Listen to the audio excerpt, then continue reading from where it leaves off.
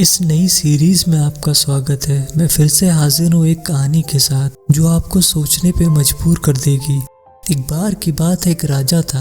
एक दिन वो अपने मंत्रियों के साथ जंगल में शिकार से लौट रहा था। उसने वहाँ एक किसान देखा जो अपने परिवार के साथ रह रहा था। उसके परिवार में उसकी पत्नी और एक बेटा था। वो एक दूसरे के साथ हंस रहे थे, बोल रहे थे, गा रहे थे। उनके चेहरे खुशी से चमक रहे थे, जैसे मानो कि जिंदगी की सारी खुशियां उनके पास हैं। राजा ने ये सब देखकर अपने मंत्री से कहा, मेरे पास महल है और वो सारी चीजें हैं जिसकी लोग कल्पना भी नहीं कर सकते, पर ये लोग मुझसे भी ज्यादा खुश दिखाई दे रहे हैं। मंत्री ने जवाब में कहा, आप मुझे सोने के 99 सिक्के दें, फिर मैं आपको इसका उत्तर दूंगा। राजा ने मंत्री को 99 सोनों की एक पोटली दी। फिर मंत्री ने बोला, मैं इसका उत्तर आज नहीं 6 महीने के बाद दूंगा। फिर राजा और मंत्री अपने महल वापस लौट गए। रात को मंत्री ने वो सोने की पोटली उस किसान के दरवाजे के बाहर रख दी। सुबह जब किसान उठा, उसने दरवाज़ा खोला और देखा कि एक पोटली उसके दरवाजे के बाहर रखी है।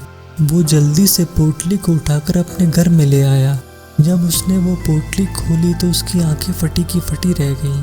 इतना सोना, इतनी चमक, आज से पहले उसने अपनी ज़िंदगी में कभी नहीं देखी थी। वो खुशी से झूम उठा। उसने जल्दी से पोटली ज़मीन पे खाली की और सिक्कों को गिनने लगा। एक एक करके वो सिक्के गिन रहा था। वो सिक्के 99 थे।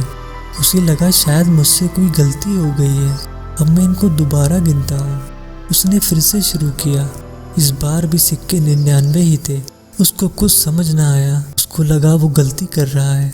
उसने अपनी पत्नी को बुलाया और सिक्के गिनने के लिए कहा कि 99 ही थे। फिर उसने अपने बेटे को बुलाया और सिक्के गिनने को कहा।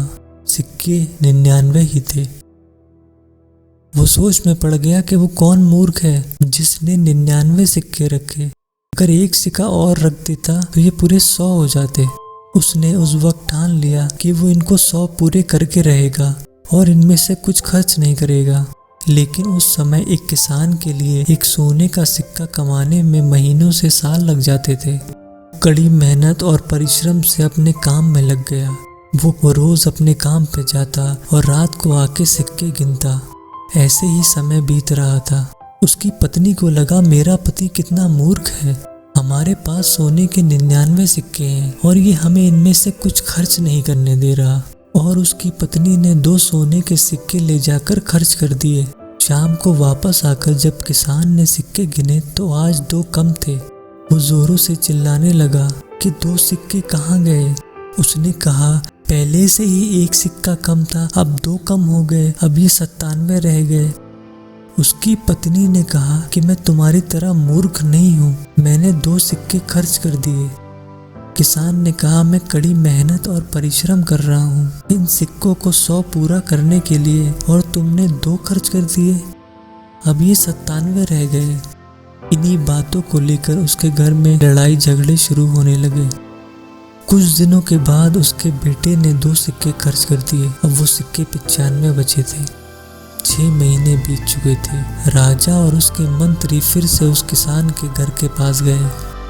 राजा ने देखा कि अब वहाँ पहले जैसी कोई बात नहीं है। ना वो खुश दिखाई दे रहे थे, ना उनमें आपस में प्यार और विश्वास था। सिर्फ लड़ाई झगड़ों की आवाज़ें आ रही थी। राजा ने पूछा मंत्री से, इतने कम समय में इतना बदलाव कैसे हो गया? मंत्री ने कहा, ये सब 99 सिक्कों का खेल है जिसको पूरा करने के लिए लोग लग जाते हैं। उनके पास सोने के 99 सिक्के थे। उसको खर्च करने की जगह वो उस 1 सिक्के को पाने में लग गए और अपने परिवार से दूर हो गए।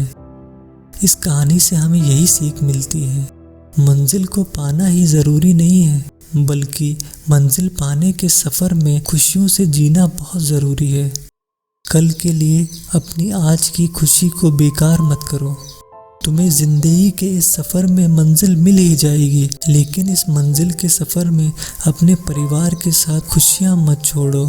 उनके साथ वक्त बिताओ, उन्हें टाइम दो। आज को जियो, इस पल को जियो।